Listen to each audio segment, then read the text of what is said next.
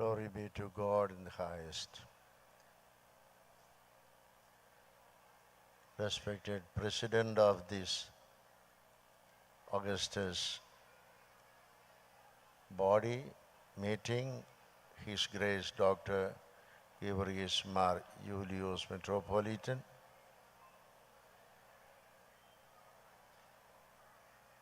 and all the dignitaries on the dais and off dais, respected parents, teachers, and beloved students.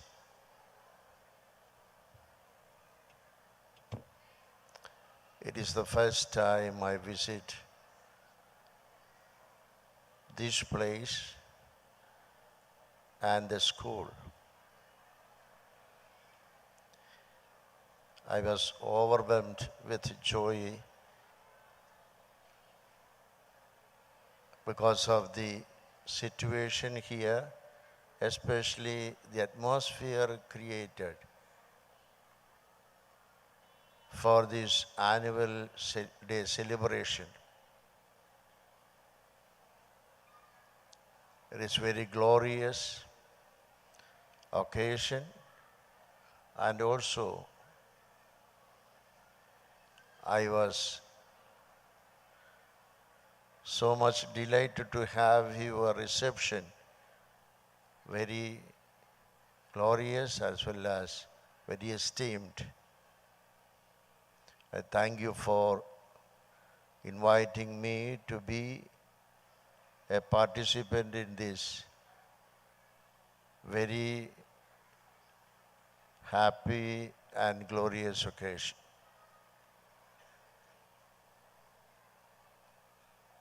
More than 2,500 students are here,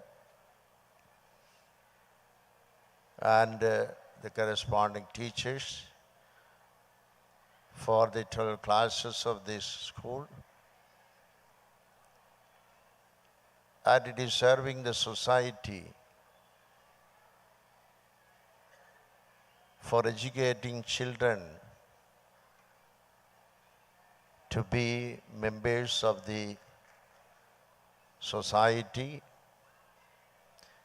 for the integration of the nation, for achieving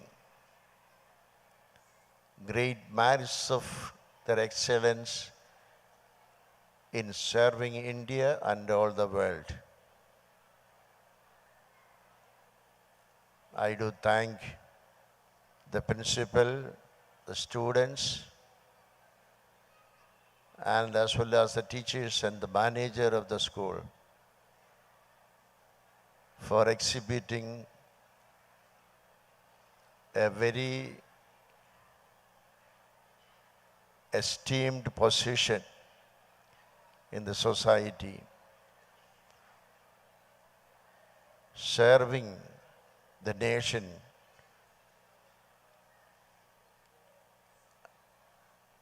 through the education in the school. We are proud of you, all those who are responsible for the upbringing of this school to this glorious position in the society. I have only 3 messages, 3 points in my message. First one is about the knowledge, and it is an advice to the beloved parents. We know that this period is an occasion for new starts up in the society. So people are investing their money to become more wealthy as well as to serve the nation. But there is a verse from Benjamin Franklin, the 18th century American politician, and it says like this: an investment in knowledge pays the best interest. Today we are looking for our money to bring more interest. We may invest in industries, in factories, or in agriculture and all other aspects of our life. But this very great politician, he has a good word to our parents. The most important thing is to invest in bringing knowledge to our students, to our children. And we cannot count the interest what is going to have. It is immense, and even beyond what we think of our investment. We don't know how our students will come up, whether they may become very useful for the society in their social work, or become scientists, or become political leaders, or become administrative leaders or IAS officers like that. We don't know. But our investment in bringing knowledge or giving knowledge to our students is the most important and valuable investment, so that we cannot count the interest we are going to get from our investment. Second point in my message is to the students. The 4th century BC, there was a very great Greek philosopher called Aristotle. And his advice to the students is as follows: the root of education is bitter, but its fruits are sweet.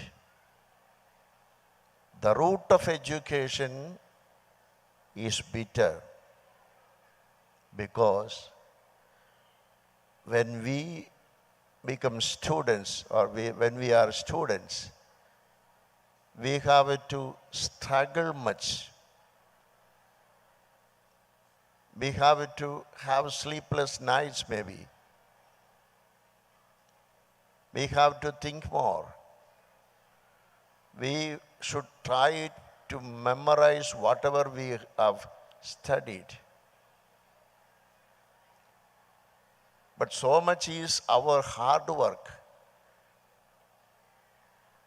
So much will be our fruit. Even though the time of education or learning may be very bitter as it seems to us, but our hard work will be given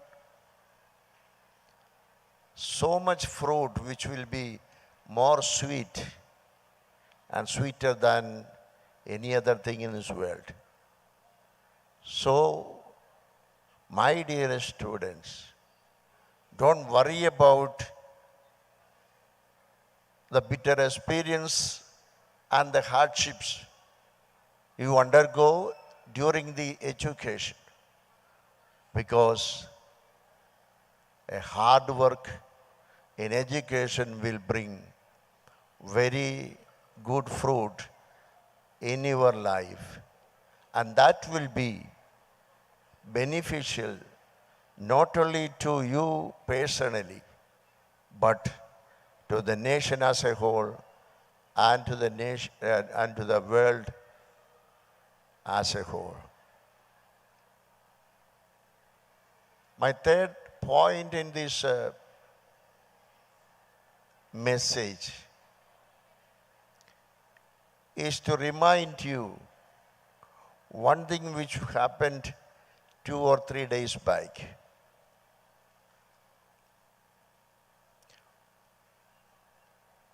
There was the G20 summit in Malaysia. And the next year, the leader of the G20 summit will be hosted by, will be India. And in the next September, we are going to have the G20 summit in New Delhi. And in the newspaper it is published, we have taken a theme for the G20 of 2023. What is that theme? One earth, one family, one future. What a glorious theme it is we have taken. There should be a global change in this world, and without that global change, the problems of the world cannot be solved. Wherever we look, wherever we see around in our society, all types of afflictions, all type of disinterest, all type of disappointing situation, all type of negative energy we find. How to solve the negative energy? How to make this world to progress in a positive energy? We must have a vision, and that vision should be our understanding of the earth given by God to everybody to own it equally. And we have to consider ourselves as one family, to care and share for everybody who lives in this world. Whatever we may have, we may share with all others, so that we may find that we are one family, or we are the members of one family on the earth. And if we consider this earth, it is owned, or it is for all the people in the world equally to inhabit, and also to have our investment in this earth, and to share everything which we have in this world, then developed countries, underdeveloped countries, and developing countries, all these countries should realize that we are one family. And if we take that motto in our life, there will be a future for the society as well as for the earth.